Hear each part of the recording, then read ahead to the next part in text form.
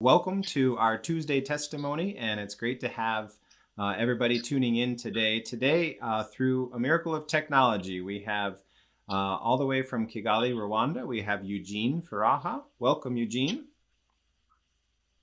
Thank you. And from Rochester, New York, we have Princess Kabaya. So welcome, Princess. Thank you. And what we're going to be talking about today is the Rwandan Genocide. Yesterday, I preached a Monday message that was focused on the Rwandan Genocide and the impact that the church had had during that time on the experiences of those living in Rwanda and trying to navigate and get through or figure out a way to survive the genocide. And so the church had a significant role to play, and history has taught us that the role that they played wasn't necessarily all that helpful in some cases, and there was a lot to learn from that experience. But in retrospect to all of what I preached yesterday, I thought we would not be doing ourselves any favors by not talking to people that we know now who actually lived through the experience of the Rwandan genocide.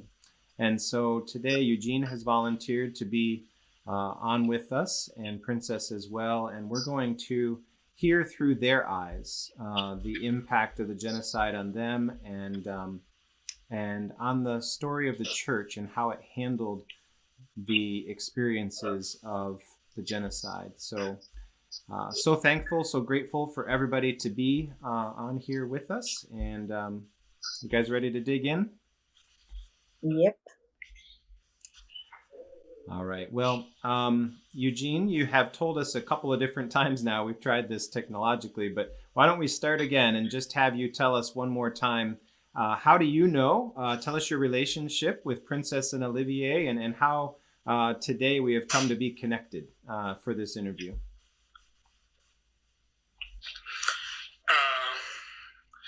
I can say that Princess, his wife of my brother, because of the history.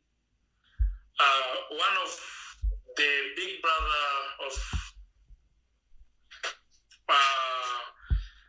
Olivier, he's the one who took me where I am after genocide, and then he took responsibility to introduce me in his family.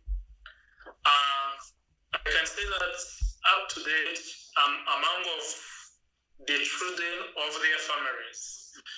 So now, once I say that Princess is wife of my brother, I'm not wrong, because I feel it now that the people who has a family, it's not bad to say that, because I'm proud of their families because of what they have done for me. Amen. That's the way I know Princess. Amen. So in America, we would say they adopted you at a time of need, right? Even here in Rwanda, it's all the same. Same. Amen. Amen. Well, that's wonderful. So tell us about your family now and tell us where you're living. Tell us a little bit about what you do. Okay, about my family, I'm married. I have 4 kids, 3 boys, 1 girl, and 1 wife, because I'm Christian. Amen. Amen. I'm proud of only one wife, Amen. and I'm proud of. So where I live in Kigali, it's Kakiru. If you meet the place, it's near of U.S. Embassy. It's nearby. Amen. Amen. Well, I love the clarification that you have 1 wife because you're Christian, and that is so important, isn't it? That's so important to differentiate yourself. So that's wonderful.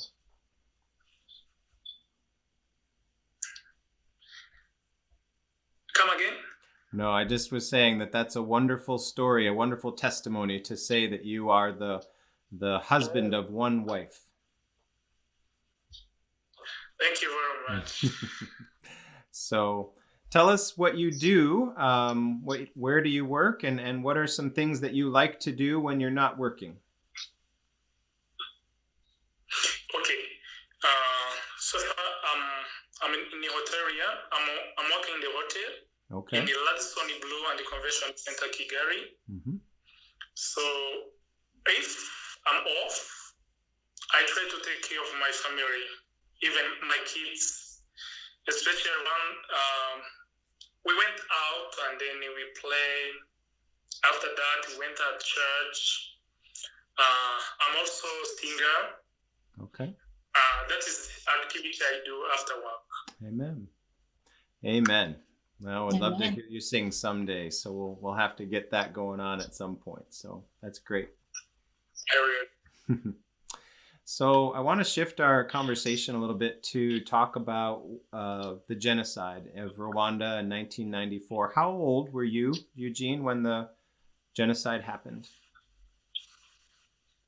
During genocide, I had 7 years old.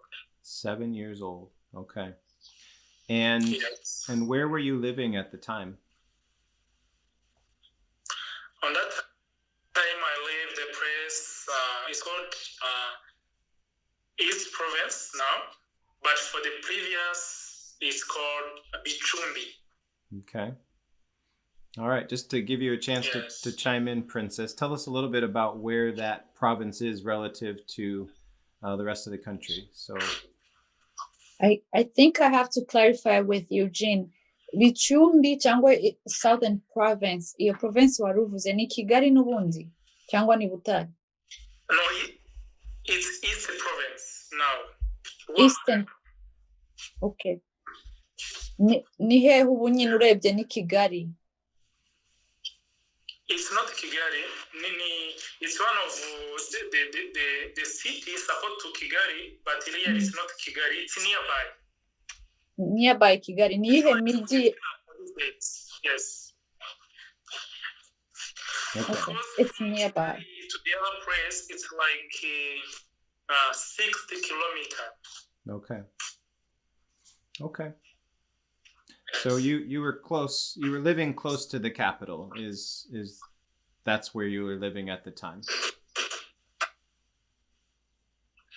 Yes. Okay. And when you think back to the time of the genocide, which side did you find yourself on? Were you considered in the Tutsi or the Hutu when that genocide was happening? Of course, I was on the side of Tutsi. The Tutsis. Okay.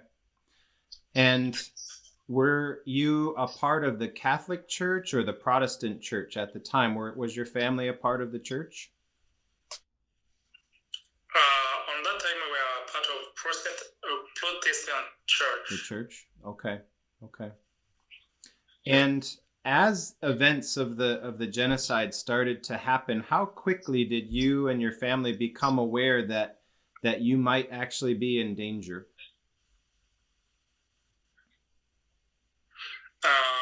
Normally, I think I can just start before the genocide happened, because there is some specific meeting happens, and there is some, I can say like, in USA, you say like Republican, something like that, right? The Democrats, yeah. So, yes, but even here in Rwanda, before the genocide, there is some part of different amashaka. I don't know how do you call it. Princess, you can just help me.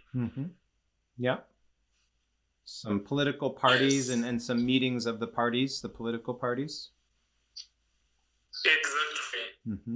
But our parents, every single day, they say that you guys, we have to be careful because we are in trouble. But many of us, we don't know the reason why we are in the trouble.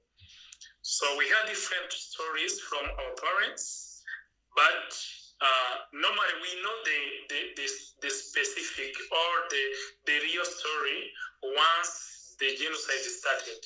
Okay. But before, as I can say, as the kids, maybe it's the spirit of the parents they had on it to keep themselves instead of to to I can say, like, to keep their kids or their family in a safe way, but there's something happen on them, on their side.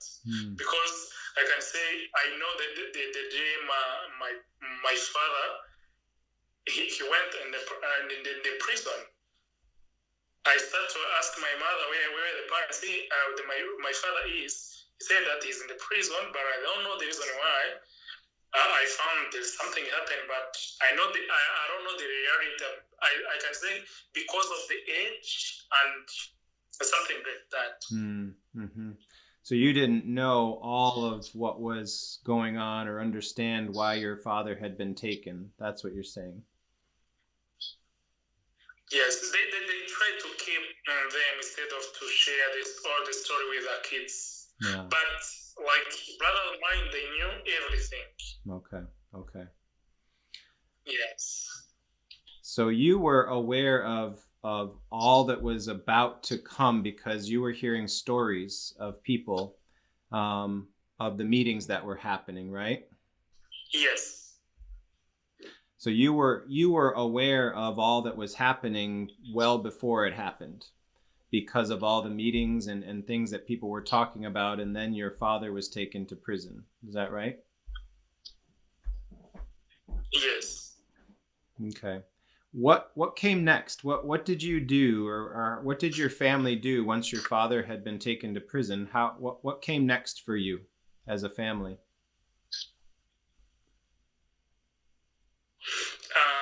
I know that the things happened on 1992, but on that day, I can say that I'm not sure what the family can do about that, but we wait, and then after like 6 days or 5 days, I see my father at home, but once I can say that I thought after the genocide, that's why I found the reason why my father went in the prison. I tried to act, by the way, as the people who is mature, but remember that on that time, on my age, I can't just imagine what the reason why the things happen. But I thought the true story after the genocide.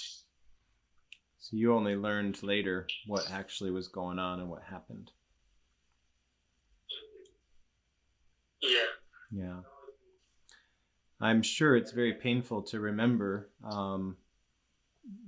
Did your family have to flee where you lived? Did you have to leave the country or leave where you were living? So we live where we live. We shift to one place to the other place, but not far from our home. Okay. And were you still in danger there? No. Okay, you found you were safe there. Sorry? You found when you moved to that new place that you were safe then? Yes, we lost the new place. Okay. Do you remember anything, or have you learned since anything about how the church helped you? You were part of the Protestant church, but do you remember any stories of how the church helped you through that time? So many. I remember. Okay. Did you also hear stories of how the church didn't help some of the people? The stories we've read about, do you know any of the stories about the massacres that occurred within the churches themselves, and why did that happen? Why did the massacres happen within the churches themselves?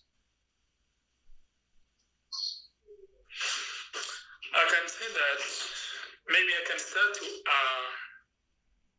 where we live before we went even to the other churches.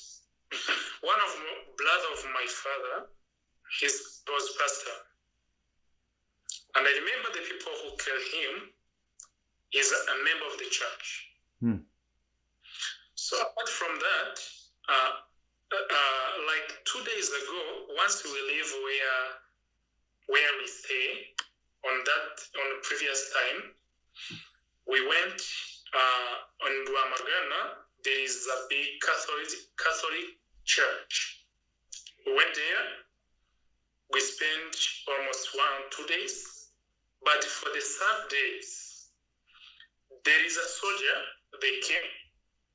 They go up in the trees, and then they start to chase out the people. Remember that we are in the ground of the church, and most of them they are powerful.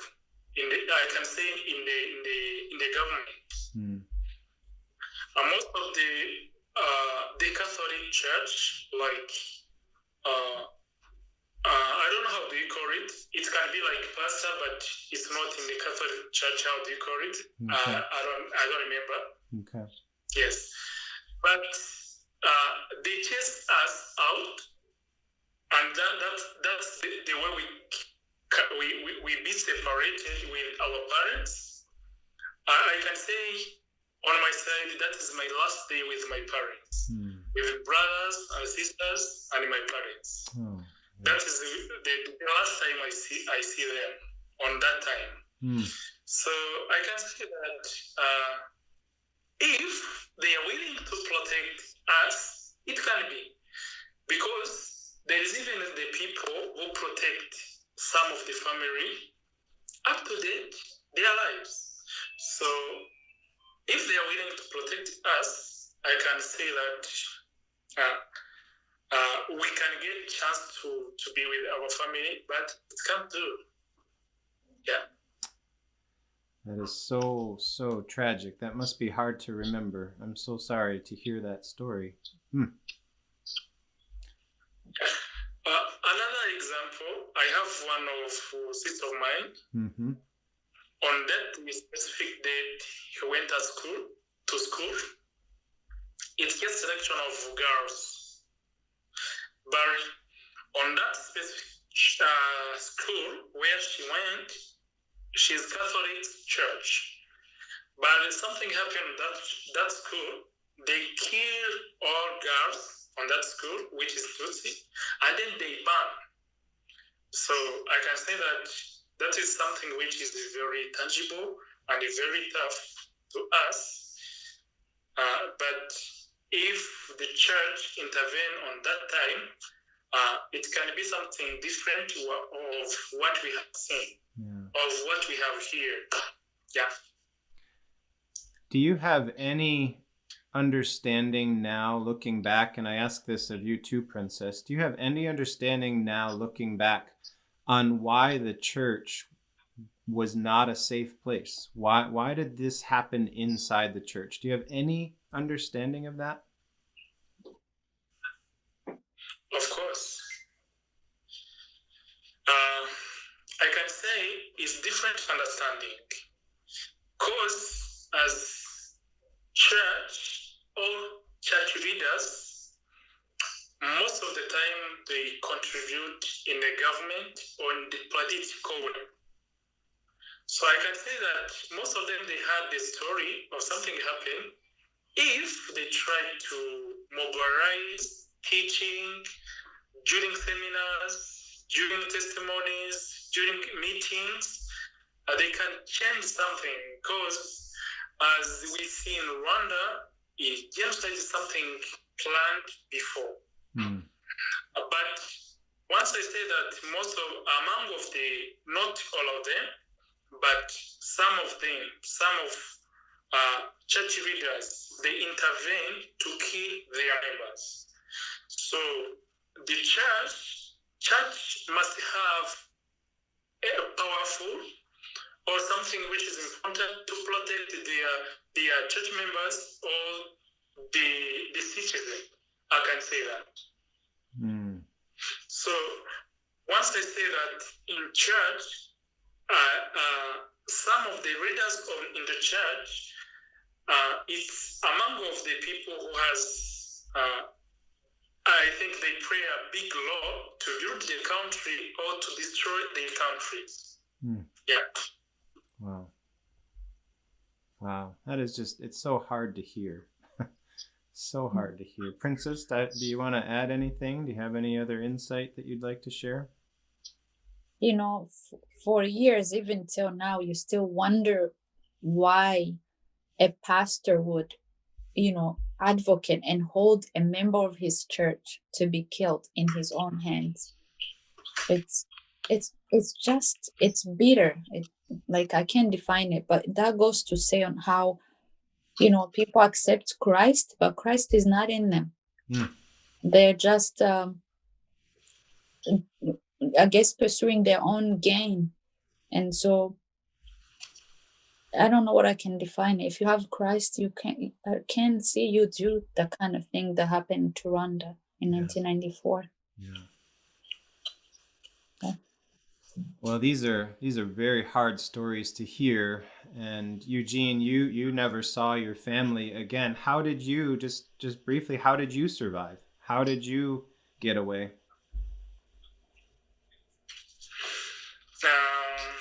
I can say that it's a miracle. Nothing I do which is different to others. Because I meet so many different areas where the people, they kill others. I pass by. But I have something which is very tough in my head. Because from the genocide, as I thank God for it, I was not dying. I'm not dying. So, Pastor Scott, I can say that it's a miracle from God. For sure. Because no intervention from anyone. I just go every single day, but I can say that I don't know the protection where they came from. Yeah. Just God, right? Just no other explanation, just God. It has to be God. It has to be. And Princess, I can see this is emotional for you too. I wonder what you're feeling right now as you remember some of this. Well, I personally did not survive the 1994 genocide, but my family is a survivor of the Gatumba massacre. I'm sure Eugene heard about it, and it's the same threads of mindset and ideology of genocide that spread in the Congo and is still ongoing as we speak. And you know that in Minembwe right now, we have no words. People are being killed left to right. It doesn't matter where you are. Villages are burnt to the ground. People are hungry. They're displaced. It's just sickening. Like all these things happening. Yeah, it really close to my heart, everything. Sure. Very, very painful to hear that this is not just history. This is happening today. That's just really painful to hear. You know, as we think about the role of the church and what we could do differently as a church, what would you both say to the church today, whether it's in Rwanda or here in America? What would you say to the church to help us avoid the kinds of things that you have experienced? Eugene, through the genocide of 94 and Princess through the Gatumba massacre, and now the things that are happening in Minembwe. What would you say to the church in America to say, watch out for this, or you too could potentially go down this path and you don't want to? What would you say to our church? And Eugene, I'll start with you. What comes to your mind as something you would say to the church? Thank you very much. I can say that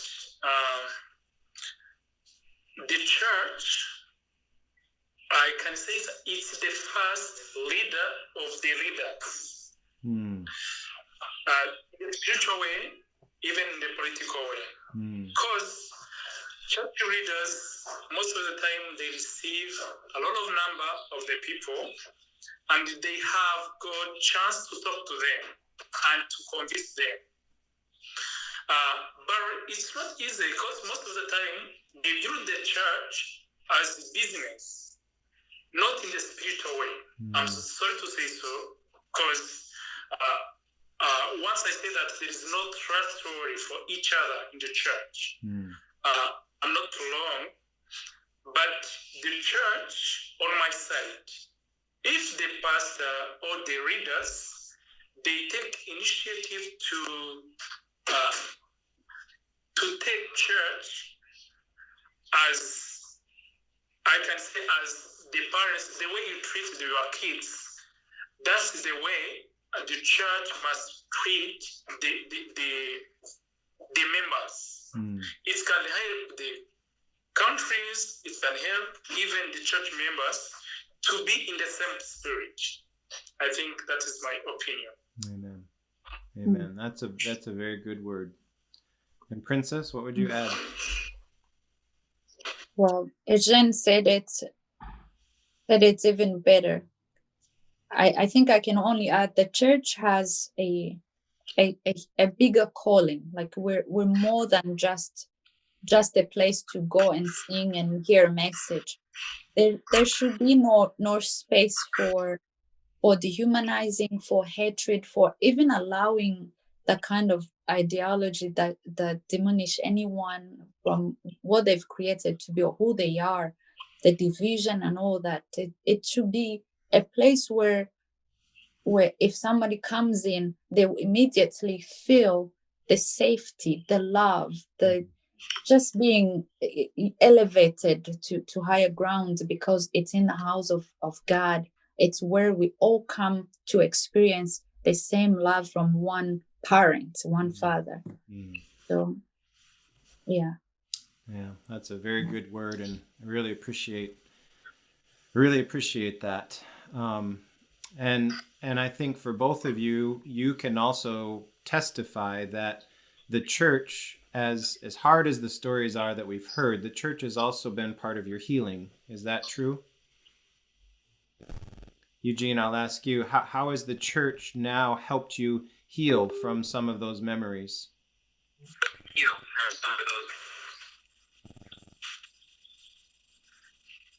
Are you there? Come again. How has the church helped you to heal from some of the memories and the trauma of your experiences?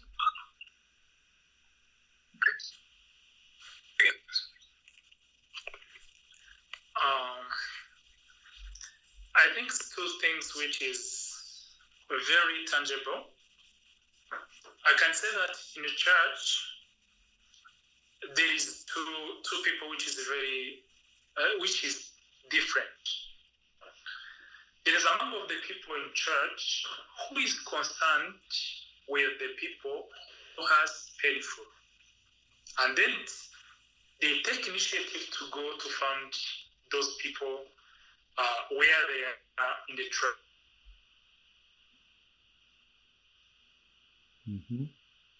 Trouble.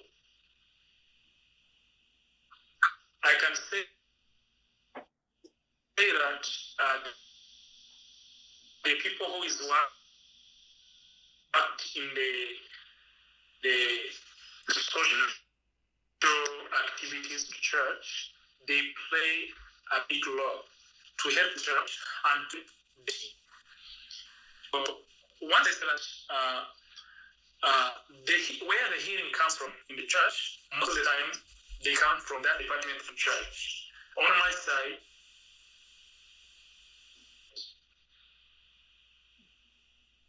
it's like we're having some connection issues. I can say that I have got to meet the right time. If not,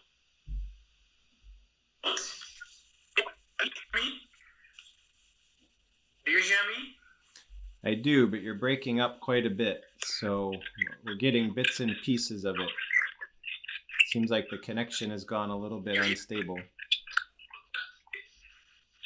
So you hear me? Yeah, keep speaking. We'll try. Go ahead. Okay, just let me repeat again. I say that I got a chance to find right people in the right time,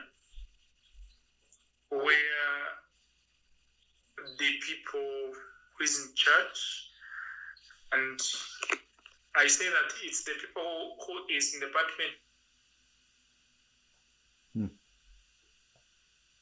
of social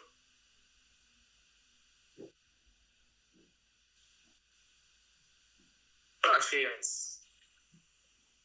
They play a big role because they initiative to fund the people in the trouble, and then I can say that the main challenge we have is the people who is not willing to tell their stories. Because once I say that I spent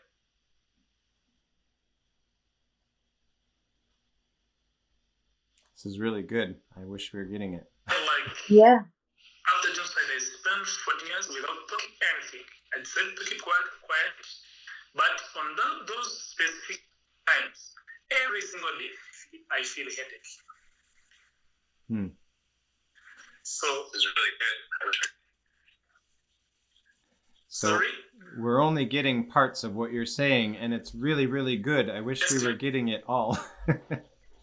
The connection is, for some reason, very unstable. I wonder if he's moved. We were getting it all.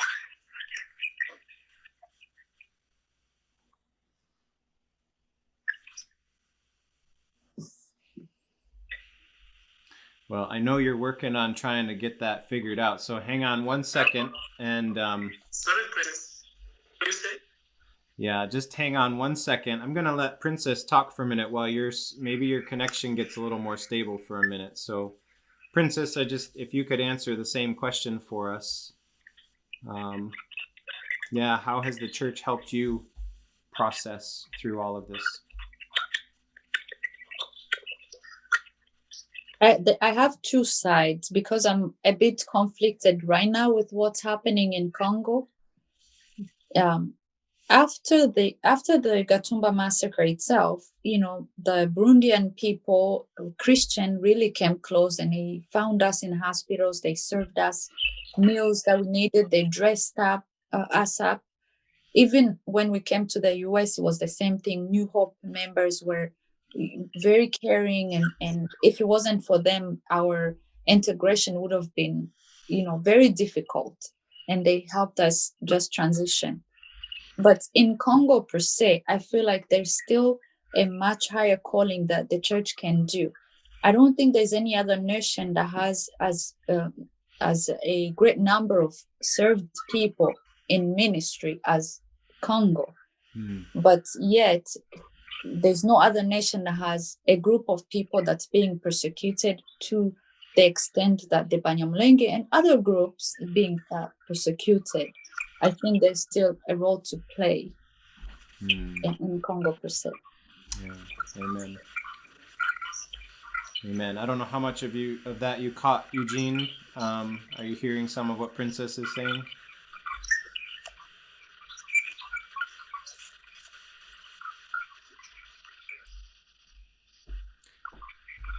Well, it looks like we've kind of lost the good connection that we had, so I think. Yeah, and I really like where he was going. It sounds that things that brings him comfort are related to what New Hope is doing with the crisis response team, like people in the social department he mentioned.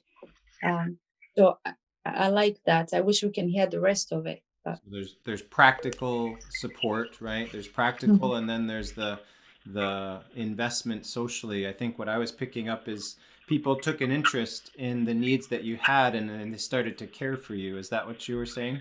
Yes. Eugene, do you have anything else you would say for us? If the connection holds, I don't know if it will or not. Yeah, it looks like it's going to be struggling here. So yeah, we'll catch him later for a conclusion. That's right. I think we're going to have to call back and hear, because it was really profound. So I'm going to close us out. The connection. Yeah, it's tough. I don't know where you are now. It's in and out right now, so we'll call back and do another one. But thank you all for joining us, and hopefully you picked up something from this really moving testimony and firsthand experience. I'm really grateful for Eugene Furaha and Princess Kabaya for joining me today for this interview and this testimony of their own experiences.